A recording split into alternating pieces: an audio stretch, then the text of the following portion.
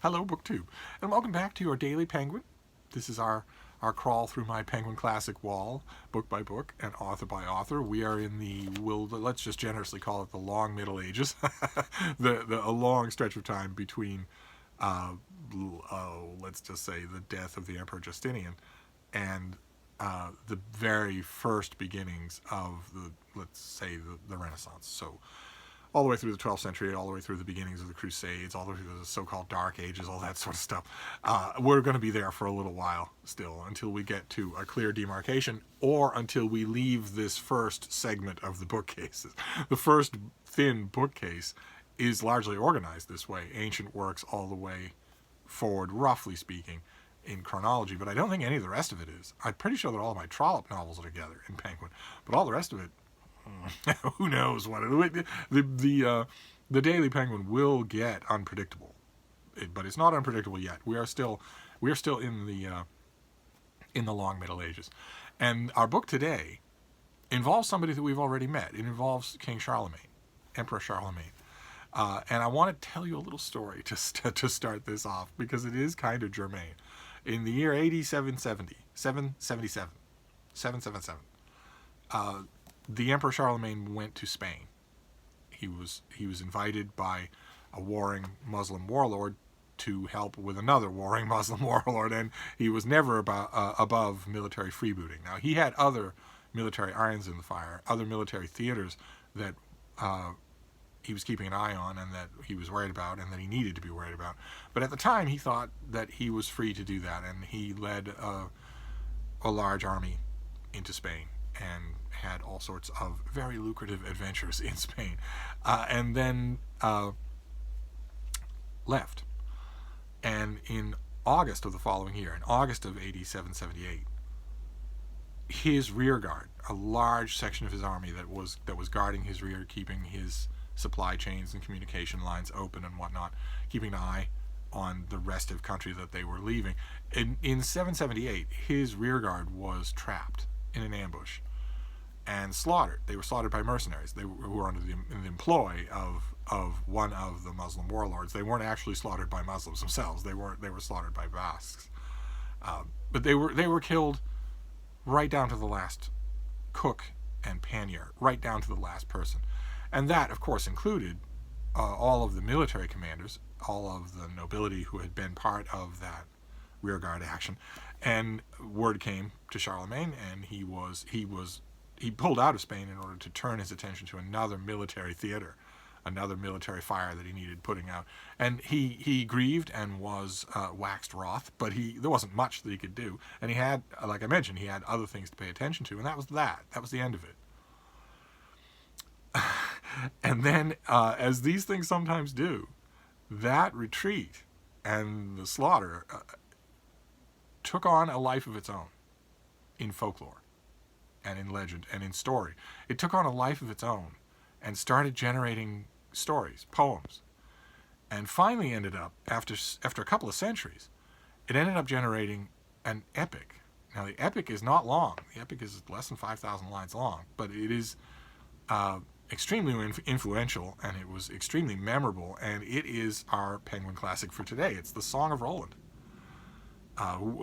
There was a Count Roland who was one of the people who was slaughtered in that retreat, but by the time we get to the Song of Roland, centuries later, Roland himself has metamorphosed into a superhuman character. He has superhuman strength. He's metamorphosed. He's well on his way. He's metamorphosed into a kind of version of the greater Ajax from the Iliad, someone who can lift a gigantic boulder right out of the ground. So who's credited with an unbelievable martial ability. Still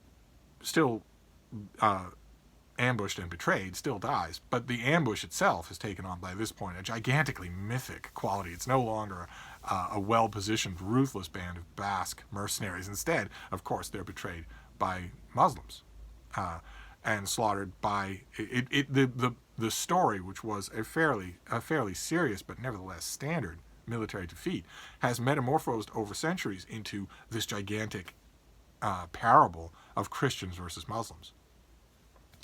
And just in time, too. it didn't have that characterization originally, but by the time we get to the Song of Roland in anything like the form that we know it today, the theme of the entire world was Christian versus Muslim. That was the defining antagonism of the entire world, the entire Western world, large chunks of the Eastern world as well. So naturally, this found an audience. It was generated by that audience. It was generated. It transformed. That audience transformed this story from what it had originally been into this much bigger tale of betrayal and backstabbing and this enormously dignified Christian emperor and this enormously nefarious Muslim Nair. and the author of the Song of Roland just goes to town on that and does so in a very King Arthur-y, very feudally, very chivalric way, so that the poem has a kind of I don't know, sing-song hypnotism to it that I don't think I have ever seen conveyed anywhere close to that way in English. I've read this Penguin Classic. This Penguin Classic translation of the Song of Roland is by Dorothy Sayers, and we once again get her hilariously tailored biography. She was the translator of Dante's Divine Comedy for the Penguin Classics. She graduated first class honors in medieval literature from Somerville College, Oxford in 1915, having already published 2 volumes of poetry. Her first novel appeared in 1923, and she later wrote 15 more crime novels and books of fiction, including The Nine Tailors, a fascinating novel about campanology. She also wrote religious plays, notably The Man Born to be King, and she died in 1957. No mention of Lord Peter Wimsey. Crime novels is as close as we get to the source of her renown. But we saw her when we were talking about the Divine Comedy, and she translates Song of Roland here. And I've read this translation a couple of times from front to back, and also a few times in excerpt, bits and pieces here and there. And I've read a couple of other English language translations of the Song of Roland. I've never read anything in English that would give an English language reader a sense of why so many people loved this thing, why people created it, why it took off and was known and reknown and used and pastiche. We're going to see a very enormous and very great pastiche of this, but there are plenty of others, so many others. I don't think that a reader would know that, would know why that happened from reading these translations, unfortunately. And then maybe that means that I'm missing a really great one, or maybe it means that there's a lot of great Song of Roland work still to be done. That's kind of encouraging in its own right. But Dorothy Sayers goes at this. She was a scrupulous scholar and cared a lot about what she did. So I don't mean to, when I mention the Lord Peter Wimsey novels, I don't mean to characterize her as some sort of weekending carpetbagger. But nevertheless, I don't think that she succeeds. And maybe it's not a question of translation. Maybe it's that nobody can succeed. Maybe it's just that the reason this took off is because of its time period. And we will never be able, maybe in other words, maybe the source of its popularity is not intrinsic to it. That does sometimes happen. But I want to read you a bit, just one verse, one block of her verse here. See if you like this, and if you could go through 300 of these blocks. King Charlemagne, when the emir he sees, with dragon, standard, and pennon all complete, sees the huge force of Arabs now revealed, filling the country as far as eye can reach, save where the host of Carlon sets its feet. Then the French king, I say, cries heartily, Barons of France, good vassals all are ye. Many's the battle that you have fought in field. See now these paynims, that's a word for Muslims, for the heathen warrior, a craven folk and mean, their false gods help, not worth a penny piece. It's actually the Christian God. he's got his lather up, so let's not contradict him. Who cares, my lords, how great their numbers be? Let him go home who will not ride with me. Then with the spurs he touches up his steed, so that beneath him 10 sindur, that these epics and the later ones that follow in its stead name everything, especially horses, but also swords, shields, helmets. So beneath him 10 sindur gives 4 leaps. The French all say, why, there's a king indeed. We're with you to a man. Ride on, good liege. So there's plenty of action. not necessarily there, but there's plenty of action with Roland. Roland is a Superman by this point, so you get plenty of action, and there's also intrigue. But it doesn't, for me, it doesn't work. Now, there are a couple of reasons why that could be true. One might be the one that I've already mentioned. Maybe it's that the attractions of this poem are not intrinsic to the poem. Maybe it's a classic literary case of you had to be there. I'd like to think not.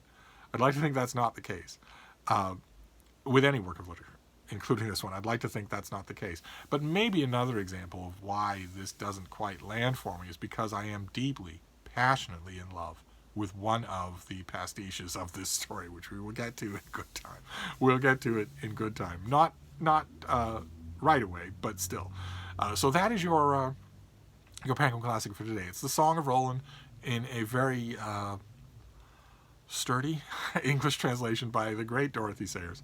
I don't know that Penguin has ever done another Song of Roland, and I'm not sure. Once again, I'm not sure that they currently make the Song of Roland. I think this would be a case where I would strongly urge them, if they have made a more up-to-date, more scholarly translation, maybe with lots and lots more notes.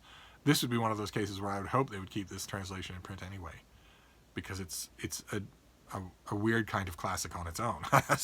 But I'm not sure one way or another. I don't know when I'm going to learn. I mean, we're going into April now, and I'm still not checking the provenance of these things ahead of time. I will get in the habit of that, I promise. But in the meantime, that's your Penguin Classic for today. Not quite a flaming pumpkin recommend. Not quite, but certainly interesting. So we'll wrap this up for now, and we'll be moving straight on to the next penguin tomorrow. So I will see you then. Thank you, BookTube.